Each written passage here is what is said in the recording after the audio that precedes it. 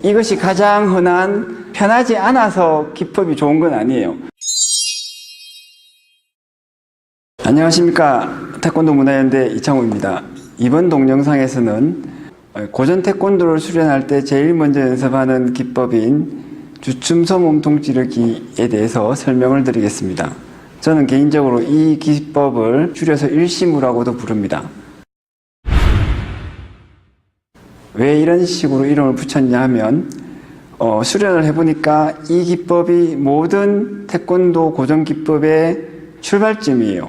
그리고 가장 중요한 것이고, 상대방이 내가 방어하기 어려운 고급 기법을 쓸 때 이 기법으로 방어를 해낼 수 있습니다. 그래서 상당히 의미가 큰 기법인데, 고전 태권도가 많이 잊혀짐에 따라서 이 기법을 정확하게 수련하는 사람도 적고, 그 다음에 이 기법을 왜 수련하는지를 이해하는 사람도 적습니다. 일단은 이 기법을 제대로 수련하기 위해서 정확한 수련의 과정과 단계를 설명을 드리겠습니다. 제가 한 30년 정도 고전 태권도를 수련을 했는데, 그 경험에 비추어서 볼 때 만약 제가 초보자라서 오랫동안 태권도를 수련해야 되지만 아는 것은 별로 없고 하나만 수련해야겠다 라고 할 때 저는 이 기법을 수련할 것입니다. 자, 일시무 주춤서 몸통 찌르기를 수련을 할 때 여러분들이 단계적으로 배웠을 때 최종적으로 여러분들이 숙달해야 될 동작을 먼저 보여드리겠습니다. 준비.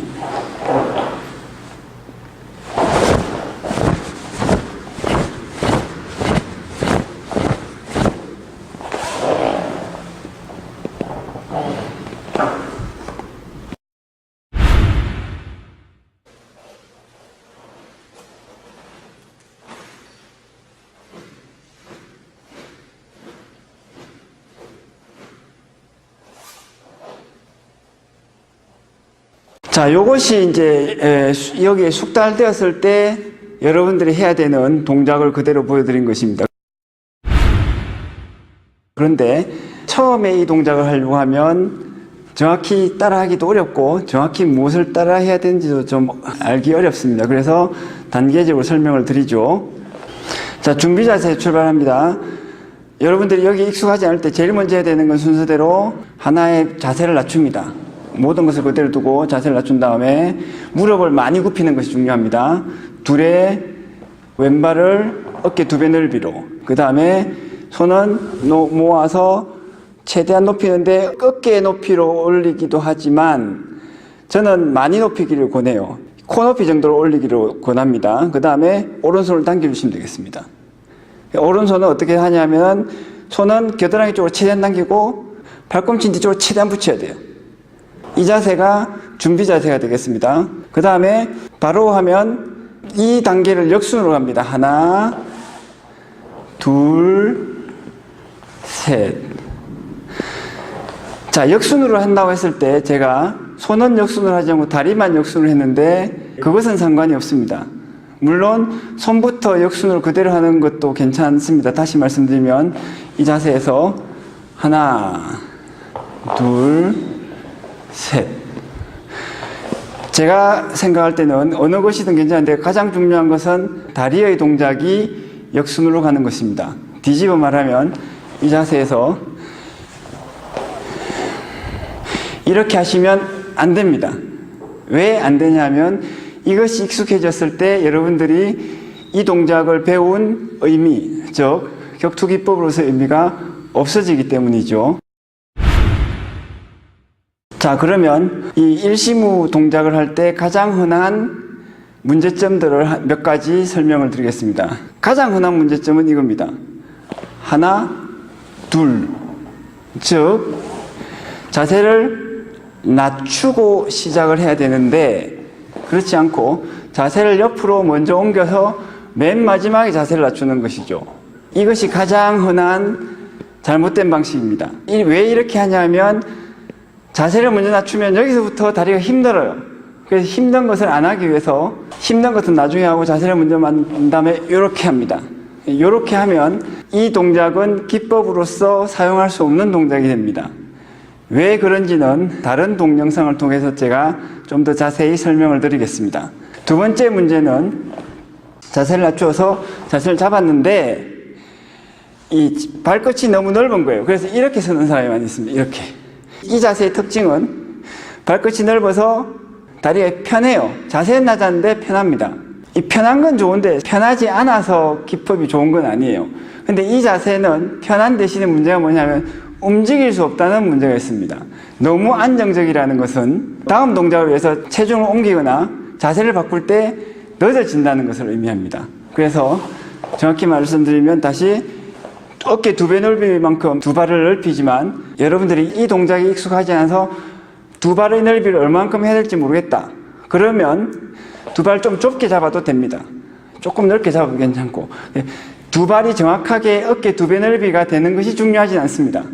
여러분들이 어느 방향으로 움직이기 좋도록 자유로운 자세이면서 자세를 굉장히 낮추는 것이 이 주춤서기에서의 핵심이 되겠습니다. 대신에 정확한 자세를 하면 할수록 아주 힘이 듭니다. 세 번째는 이렇게 잡았을 때 주먹의 자세가 바깥으로 나가는 것. 너무 낮거나 이 자세가 되었을 때, 그 다음에 동작을 할 때도 이렇게 들어가는 것 등등의 자세가 있습니다. 자, 하나씩 짚어보면요. 주먹의 자세가 바깥으로 되는 것. 이거 초보자들이 많이 나타나는 거죠. 이것은 정확하게 자기 주먹을 어디를 때리는지를 모르고 자세를 하는 것입니다. 정확하게는 상대방의 명치를 때리는 것을 가정을 하는 것이거든요. 그래서 주먹은 최대한 안쪽에 모여서 움직여야 됩니다. 이것은 가장 나쁜 상태고요. 가장 좋은 것은 이게 안쪽으로 모여서 가야 됩니다. 그 다음에 주먹의 높이는 주먹이 이렇게 움직이는 게 가장 이상적이라고 보시면 되겠어요. 나쁜 것은 이렇게 움직이는 것이죠. 이렇게 때리면서 이렇게 움직이는 것은 주먹의 효과를 포기하는 것과 마찬가지입니다. 그래서 이렇게 잡는 것보다는 이렇게 잡는 것이 나아요. 그래서 이렇게.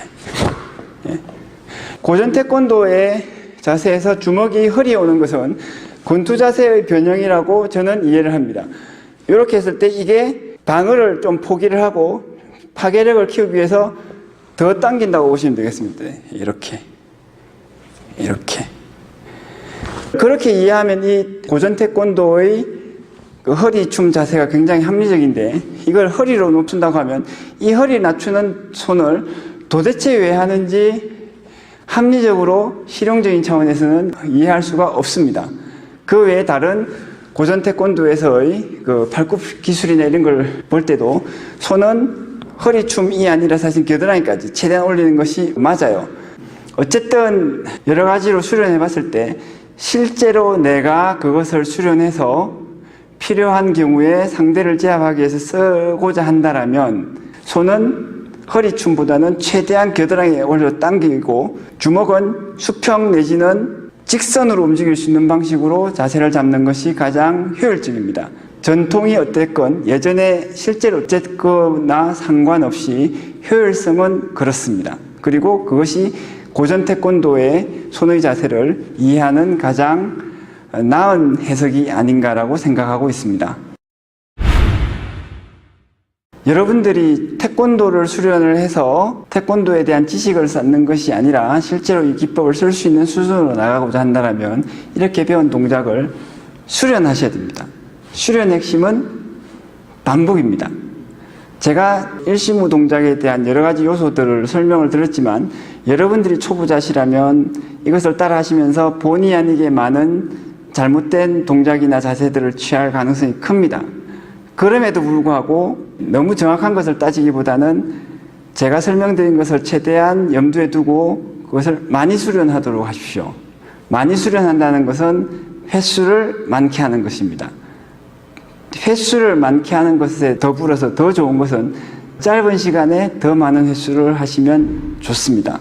그것은 곧 속도를 높이는 것이죠. 자, 제가 횟수를 많이 하시라고 권했는데 그것이 좀 막연하기 때문에 구체적으로 말씀드려 보겠습니다. 주춤손목 지르기를 100번을 지르고 20번 발굽혀펴기를 하는 것을 한 세트라고 했을 때 초보자시라면 하루에 3세트 그 다음에 어느 정도 좀 익숙해지셨거나 아니면 수련에 대해서 욕심이 많으셔서 빨리 실력을 키우고 싶으시다라면 하루에 10세트 요 정도를 권해드립니다. 만약에 하루에 10세트를 여러분들이 하신다면 1000번을 지르고 200번을 팔굽혀펴기를 하게 되는 것이죠. 제가 실제로 그걸 해보니까 하루에 10세트를 할 때 한 번에 10세트를 하기는 굉장히 힘들었습니다. 그래서 오전에 한 2세트, 오후에 한 1세트나 2세트, 저녁에 6세트 이렇게 하셔도 됩니다. 어쨌든 제가 다른 책에서도 말씀드렸듯이 수련자로서 수련 효과를 가장 크게 하고자 하신다면 횟수를 정하고 그 횟수를 매일 채워가는 것이 가장 좋습니다. 특히 혼자서 수련하실 때 옆에서 수련을 강요해 줄 만한 후원자가 없어질 경우에 그렇습니다. 자, 구체적으로 말씀드려 볼게요. 100번 지르기를 어떻게 하는지를 한번 설명을 드려 보겠습니다. 가장 표준적인 방식이 하나가 있는데 그것은 한 번 지르기 10번, 두 번 지르기 10번, 세 번 지르기 10번, 네 번 지르기 10번 하는 것입니다. 그러면 100번이 되겠죠. 그래서 100번을 지르고 팔굽혀펴기 20번을 하는 것입니다. 제가 그렇게 해봤는데 그게 좋기는 한데 상당히 힘들어요. 그리고 그 힘들다 보면은 자세가 좀 자꾸 무너지는 경향이 있습니다.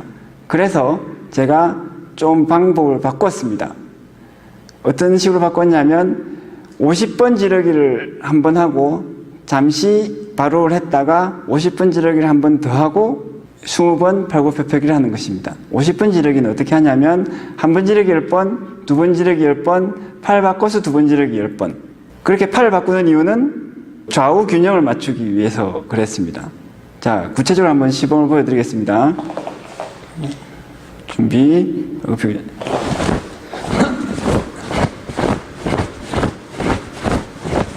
10번 지르기 했습니다. 한 번 지르기. 자, 두 번 지르기.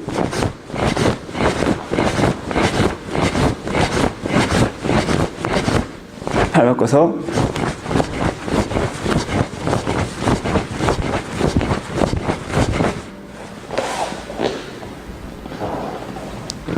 자, 이렇게 하면 몸통 지르기를 50번 한 것입니다. 근데 사실상 51번을 한 것인데 여러분들이 초보자시라면 한 번 지르기를 9번 하시기를 권해요. 그래서 정확히 50번 하는 겁니다. 왜 한 번을 덜 하는 게 좋으냐? 사실 한 번을 덜 하는 것이 좋은 게 아니라 횟수에 대해서 집착을 하시는 게 좋다는 겁니다. 횟수에 대해서 집착을 하셔야지 한 번을 더 하지도 않겠지만 한 번이라도 덜 하지도 않아요. 그렇게 해서 50번씩 해서 한 번 하고 또 50번을 하고 팔굽혀펴기를 20번 하는 겁니다. 보신 바와 같이 제가 두 번 지르기나 한 번 지르기 하면서 굉장히 빨리 했는데 저는 굉장히 빨리 하기를 권합니다. 조금 자세가 정확하지 않다고 하더라도. 왜 정확하지 않아도 되냐 하면 사실 정확한 것이 중요합니다. 그런데 여러분들이 잘 익숙하지 않은 상태에서는 정확하게 하려고 해도 정확하게 하지 않거나 오히려 나쁜 습관이 될 수가 있거든요. 그래서 일단은 빠른 속도로 많이 해서 근육과 유연성으로 자세의 파괴를 높인 다음에 꼭 태권도 사범님을 찾아가서 교정을 한 번씩 받는 것이 좋습니다. 일심 수련은 기본적으로 100일, 3달을 하기를 권합니다. 고전적으로는 그래 왔다고 저희 사부님이신 이광희 사부님께서 말씀하셨습니다. 원래는 이 기법을 3년 동안 수련을 해야 되는데 3년 동안 하다 보니까 너무 힘들어서 수련하는 사람이 없었답니다. 그래서 그 후에 지도자들이 3년을 최소한 것이 3개월이라고 합니다. 3개월. 3개월을 한다면 대략 100일이 되겠습니다. 여러분들이 만약에 혼자서 이 기법을 수련하신다고 하면 한 10일 정도 열심히 수련하신 다음에 저나 태권도 문예연대 소속 도장에 연락을 해서 한번 찾아가서 교정을 받으십시오.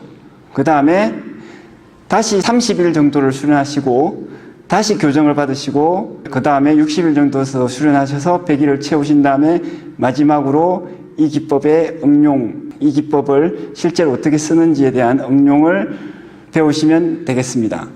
그렇게 하신다면 이 기법이 사실상 굉장히 파괴적이고 굉장히 살상력이 높으면서 합리적인 격투기법이라는 것을 여러분들이 이해하시고 더불어서 실제로 그걸 하실 수 있게 되리라고 믿습니다.